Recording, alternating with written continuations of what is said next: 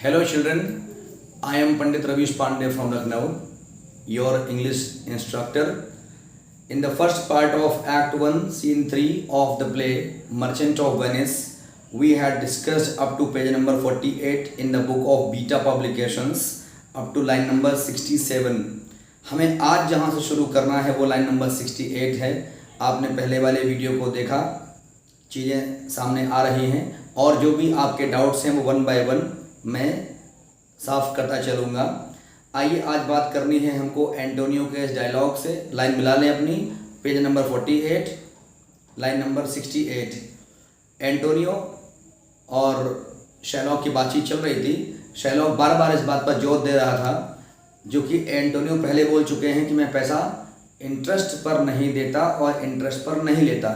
I give money without any interest and I take money without any interest. If somebody is in the requirement of money, I give him and I take back the same amount. मुझे कोई access नहीं चाहिए होता है. उसी बात को Sherlock दोहरा रहा है. एंटोनियो बोले I do never use it.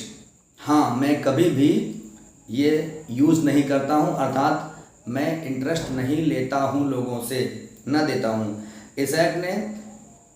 Sherlock ने एक एग्जाम्पल दिया कि when Jacob grazed his uncle Laban's sheep, this Jacob from our holy Abraham was the third possessor. बच्चों, ये जो लिखा होता है ब्रैकेट के अंदर, इसको आप बाद में पढ़ेंगे, पहले ये पढ़ेंगे जो ब्रैकेट से बाहर है कि when Jacob grazed his uncle Laban's sheep, this Jacob from our holy Abraham was the third possessor. He was the third. अब इन चार लाइनों में बहुत कुछ रहस्य छुपा हुआ है, वो आज हमको डिकोड करना है. यहाँ पर शैलॉक अपने धर्म के जो प्रॉफिट थे, जिनको फर्स्ट जीव मानते हैं, ये जो जीव्स लोग होते हैं, हिब्रू होते हैं, इनका जो पहला मेंबर है इनके ख़ानदान का, वो ये अब्राहम को मानते हैं. तो क्या लिखा गया, अब थोड़ी कहानी समझ लीजिए. अब्राहम ये फर्स्ट जीव माने जाते हैं, ठीक. और अब्राहम की जो वाइफ थी उनका नाम था सारा, SARAH. अब्राहम की वाइफ का नाम था सारा. सारा के दो बेटे थे, एक का नाम था इसहाक और एक का नाम था लेबन.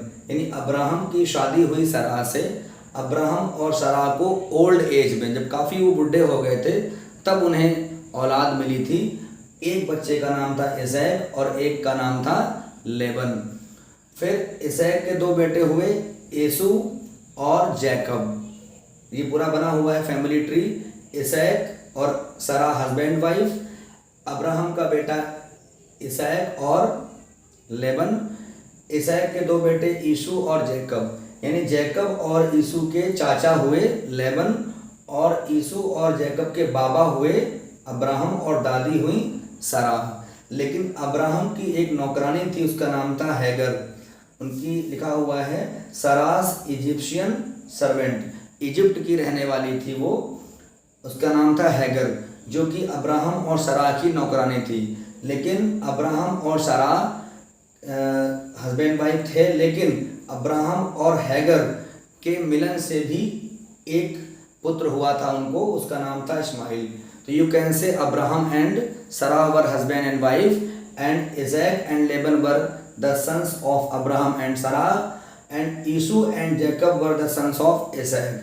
तो जैकब के चाचा हुए लेबन और जैकब के बाबा हुए अब्राहम, दादी हुई सारा. ये जो इस्माइल नाम का लड़का था, इस्माइल जो है वो अब्राहम और हैगर के मिलन से पैदा हुआ था.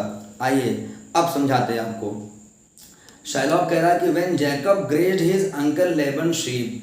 अब चूंकि उम्र में बड़ा है ईसू और छोटा है जैकब, तो फैमिली के हिसाब से जो घर में बड़ा होता है वो फैमिली का जो संपत्ति होती. जब हमने पढ़ा, जब हमारे देश में थी मोनार्की, तो मोनार्की में हम क्या देखते हैं कि जो बड़ा बेटा होता है वो राजकुमार जो है उसका राज तिलक होता है.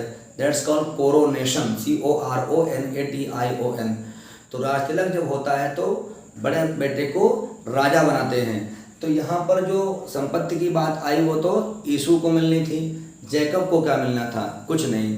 तो जैकब की जो माँ थी सारा, जैकब की जो माँ थी यानी इसहाक की वाइफ, तो उन्होंने एक प्लान किया चालाकी से. उन्होंने क्या किया कि अंकल लेबन ने अपनी भेड़ों को चराने की जिम्मेदारी सौंपी थी जैकब को। समझिए कहानी को।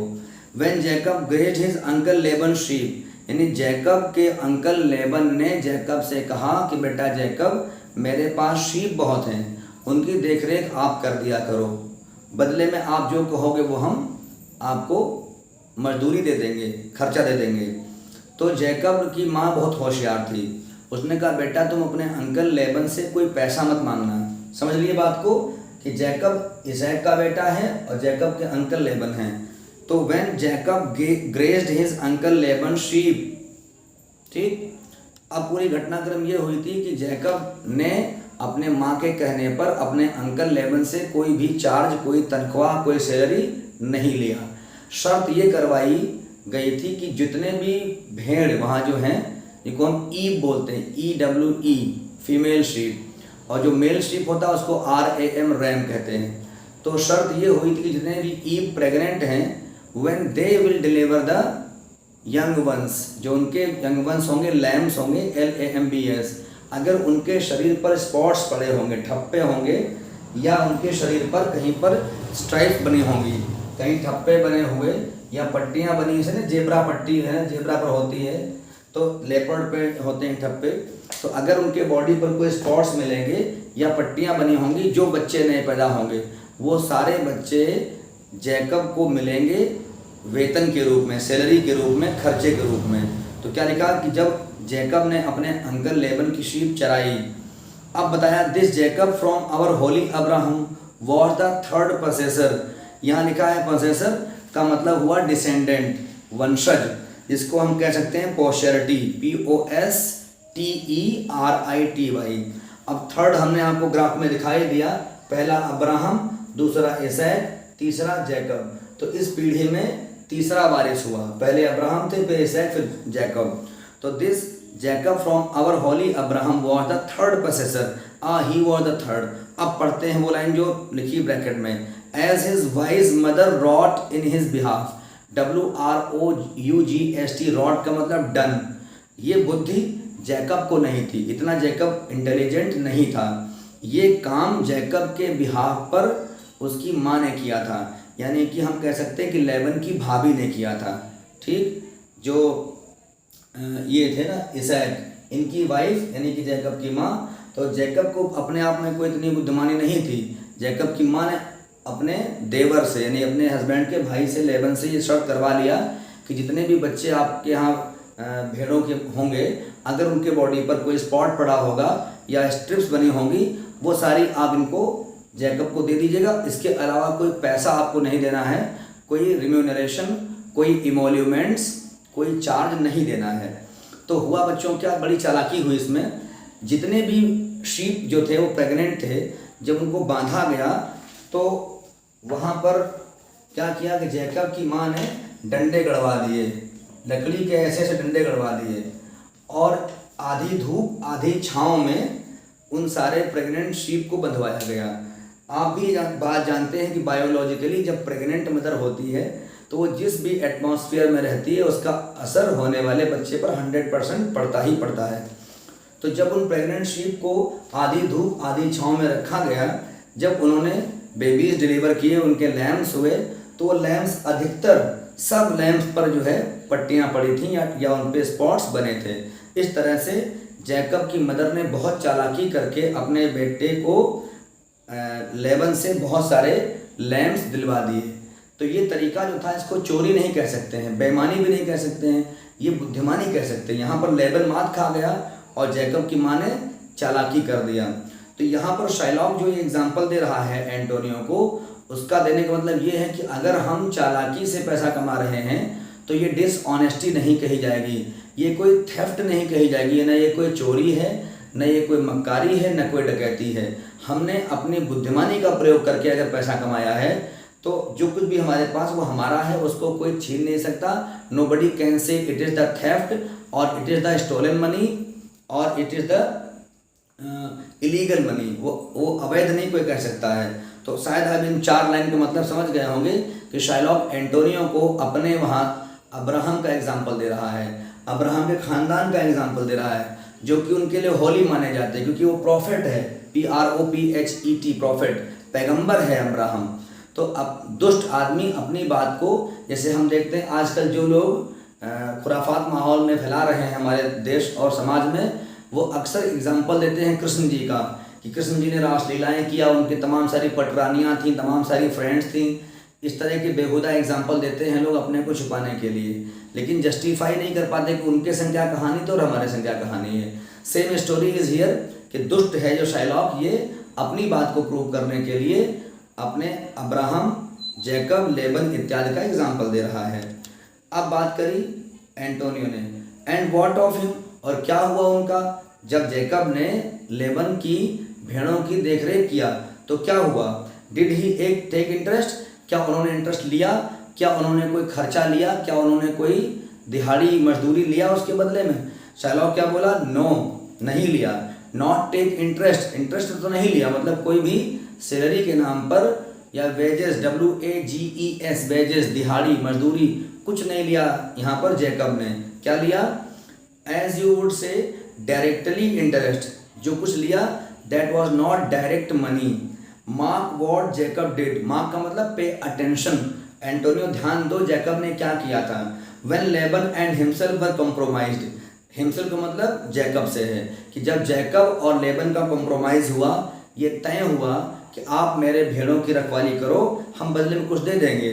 तो जैकब की माँ ने कहा कि मेरा बेटा कुछ नहीं लेगा आपसे, बस केवल जिन भेड़ों पर पट्टियाँ पड़ी हों, जो बच्चे नए पैदा हों, उन पर स्ट्राइप्स हों या स्पॉट्स हों, वो दे देना, अदरवाइज कोई मनी की रिक्वायरमेंट नहीं है।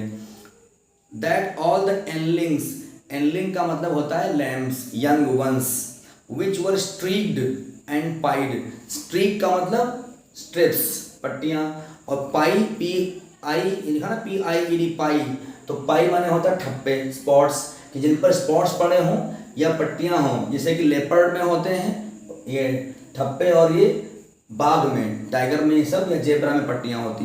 तो जितने भी एनलिंग्स, जितने भी लैम्प्स होंगे, उन पे अगर पट्टियाँ होंगी या उन पे ठप्पे लगे होंगे तो क्या होगा, should fall as Jacob's higher.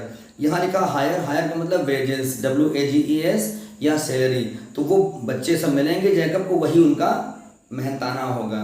This was a way to thrive, thrive का मतलब सक्सेसफुल होना, तो ये तरीका था केवल सक्सेसफुल होने का, इसको कोई चोरी नहीं कह सकता है। एंड ही वॉज ब्लेस्ड, और जैकब इसके लिए ब्लेस किया गया, जैकब को कभी भी कर्स नहीं किया गया, कंडेम नहीं किया गया, उसको कोई निंदा नहीं कर पाया, कोई उसकी बुराई नहीं कर पाया।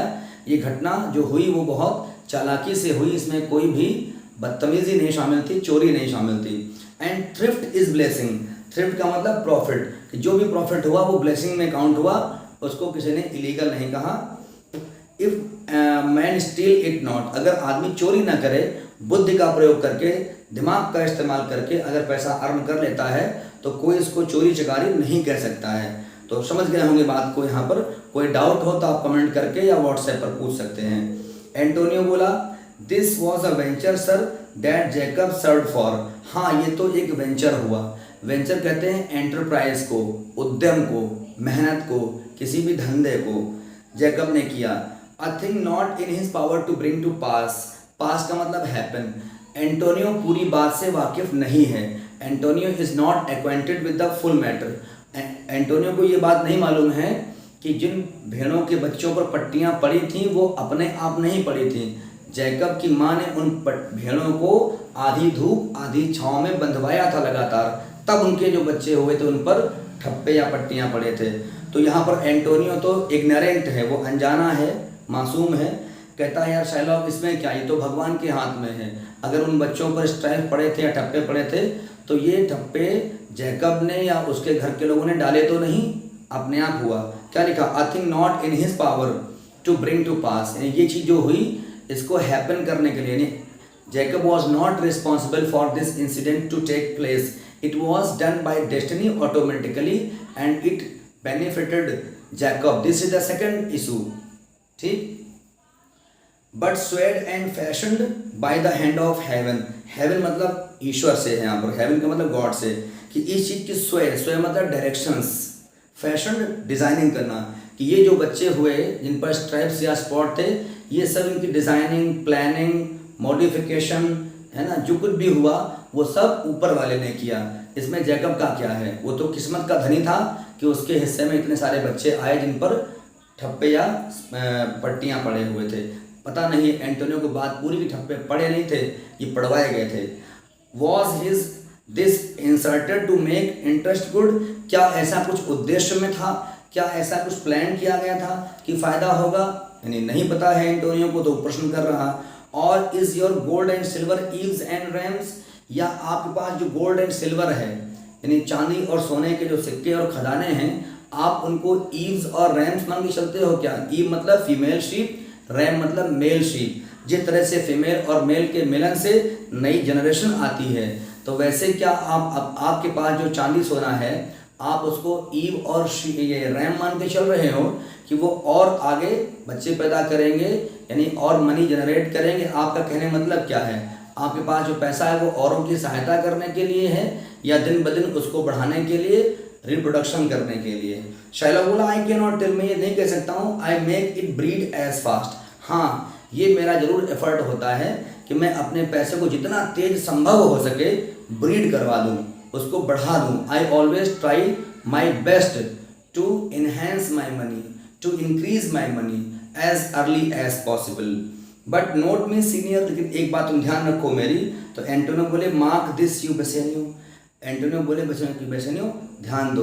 ये दुष्ट आदमी अपनी बात को प्रूव करने के लिए होली जो एपिक्स हैं, धर्म ग्रंथ हैं, वहाँ से एग्जाम्पल ला रहा है नालायक।